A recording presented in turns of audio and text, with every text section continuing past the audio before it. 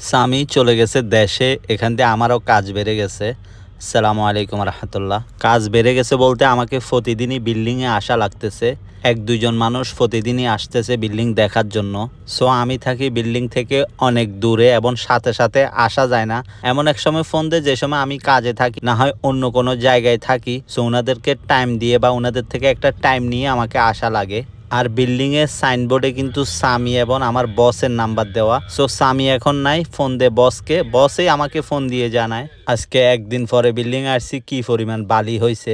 সাথে কাউকে নিয়েও আসি নাই, কিছু করার না, আমাকে ঝাড়ু দেওয়া লাগছে। আসলে না দিলেও হইতো, বাট আমার কাছে কেমন জানি অসুন্দর লাগতেছিল। মানুষ আসবে বিল্ডিং দেখার জন্য, রুম দেখার জন্য, আসতে যদি এভাবে রাস্তার মধ্যে বালি দেখে কেমন একটা লাগে। সো নিজে ঝাড়ু দিয়ে ফেললাম। এটা ঝাড়ু দিতে তো কোনো সমস্যা নাই। যাই হোক, এখানে একটা গুড নিউজ আছে। আমি 2 দিন আগে একজনকে দেখাইছিলাম ঘর, ওর নাকি রুমগুলো পছন্দ হয়েছে, ও ভাড়া নিতে ইচ্ছুক। বসকে বলছে কাগজ করার জন্য। কাগজ অবশ্য বস করবে না, যে ভাড়া নিবে সেই করবে, বাট পরে সাইন দিয়ে দিবে বস। সৌদি আরবে কিন্তু কোনো কিছু ভাড়া নিতে গেলে, দোকান বলেন সেটা ঘর বলেন, কাগজ করা লাগে। আর কাগজ করে ফেললে ভালো, যাতে পরে কোনো সমস্যা না হয়। এখান দিয়ে আবার আরেকটা কথা আছে, সৌদি আরবে নতুন করে আইন হয়েছে, কেউ যদি কোনো জায়গা বা কোনো ঘর কোনো দোকান ভাড়া নেয়, 1 বছরের মধ্যে তার থেকে বাড়ানো যাবে না এবং তাকে বাইর হইতেও বলা যাবে না। বসের বাইরের বিল্ডিং হচ্ছে যে 3 তলা, প্রতি তলায় 2টা করে ফ্ল্যাট আছে। ফার্স্ট ফ্লোর এবং সেকেন্ড ফ্লোর রেডি। ফার্স্ট ফ্লোরের দোনোটাই ভাড়া হয়ে গেছে, সেকেন্ড ফ্লোরের একটা ভাড়া হয়েছে, আরেকটা শুধু বাকি আছে। ইনশাল্লাহ এটা খুব তাড়াতাড়ি হয়ে যাবে।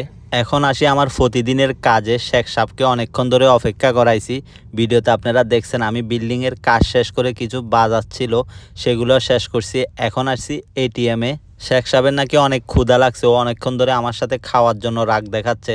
আজকে ওকে বুরুজ খাওয়াবো, তাই চলে আসলাম বুরুজের দোকানে। আগের থেকে অর্ডার দিয়ে রাখছি, যাব আর খাবো শেখ সাহেবকে নিয়ে। খাওয়া দাওয়া শেষ করে চলে গেলাম শেখ সাহেবের জন্য কিছু জিনিস নিতে সুপার মার্কেটে।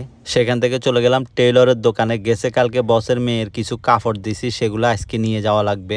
এমনি সামনে করতে করতে সব কাজ শেষ করলাম। শেখ সাহেবও এখন খুশি, আমিও খুশি, দোনোজন খুশিতে নাচতে আর গাইতে গাইতে বাসার দিকে। সো ভিডিওটা আজকের জন্য এতটুকু। সবাই ভালো থাকবেন। আসসালামু আলাইকুম।